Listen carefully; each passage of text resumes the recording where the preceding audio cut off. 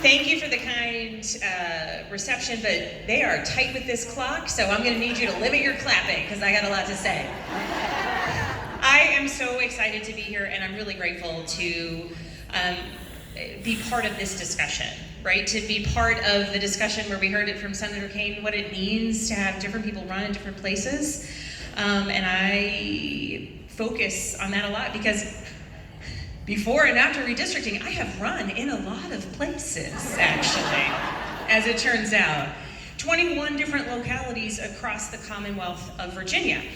And how many of you were watching the election, 2022, and you're watching and they're saying, oh, Virginia, what's gonna happen in Virginia? And there was one gentleman on the news, I'm not gonna say his name, but he's on the news, and around 9 o'clock he said, oh, things aren't looking good for Spanberger. And I was just sitting in a room, looking at the TV, saying, oh, that's sweet. Because you know what? At 8:08 p.m., I knew I had won.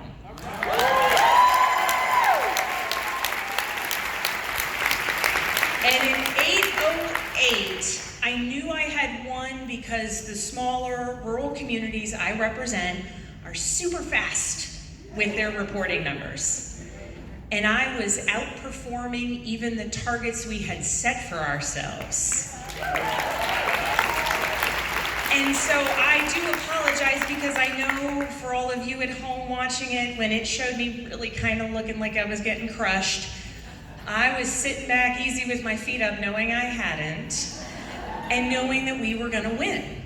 And across the elections that, you know, I've been on the ballot in many different counties, in rural communities, I have outperformed Democratic performance 2 to 7 points every single time.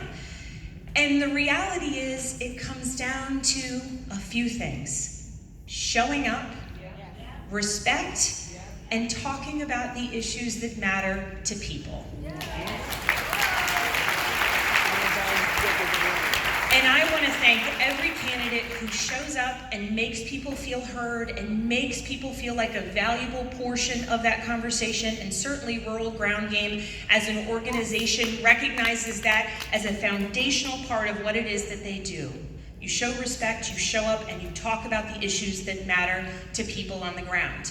And I'll say this, representing suburban, urban, and rural communities, the issues aren't that different. Right? We are all Virginians. We are all focused on so many of the same things, but at times it comes down to listening first.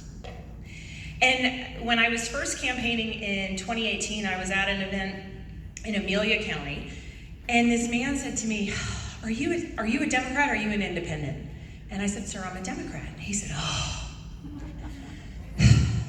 I wish you were an independent. I said, I'm a Democrat.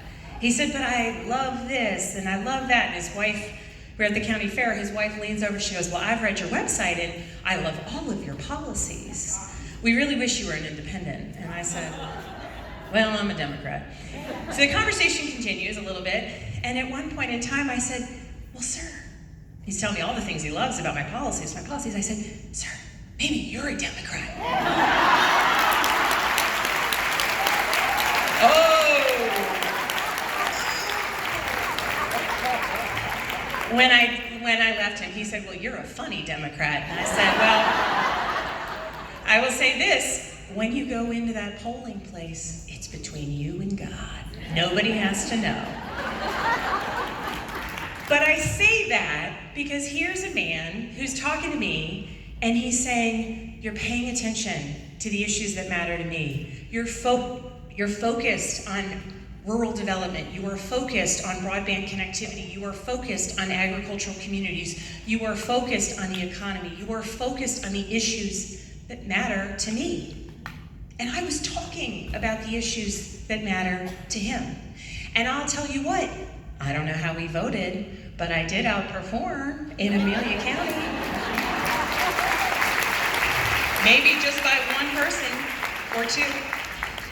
But headed into this next election here in the Commonwealth, I would urge everyone to recognize that whether we are talking about issues like abortion rights and voting rights or we are talking about the farm bill, or we are talking about the economy, or we're talking about the challenges of inflation, these issues matter to everyone. And where we can ensure that that conversation is open is when we are listening first. Because frankly, on the issue of abortion, on the issue of school bans and book bans that are happening within the communities that I represent, it's an issue of freedom. It is an issue where, as a legislator, I don't get to tell another woman what she can do with her body. As a parent with 3 school-age kids, I get to decide for my kids. If I say, you know what, this book, maybe not right for them, I do not get to do that for other people's children.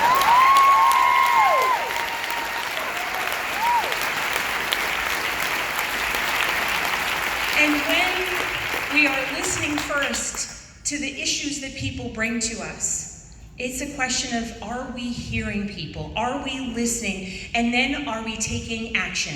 And I promise you, if you are out there and you are knocking doors, or if you are a candidate and you have bravely put your name on the ballot, if you are listening to the challenges and the concerns that people bring to you, when you go to say what policy has been enacted or what policy might be a solution or a step in the right direction, they are going to be Democratic policies.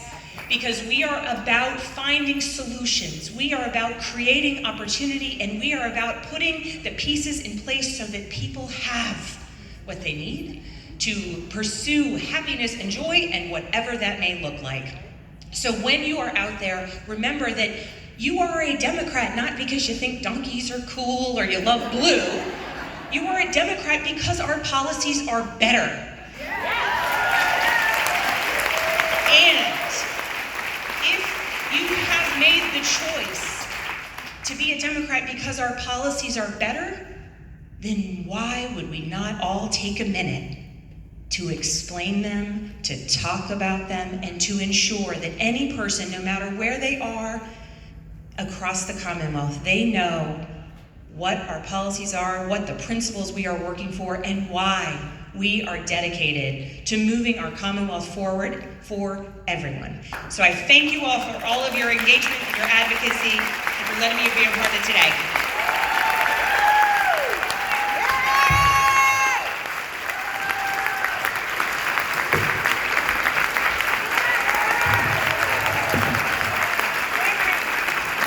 I told Abigail we were in our Barbie pink today. All right, thank you, Congressman.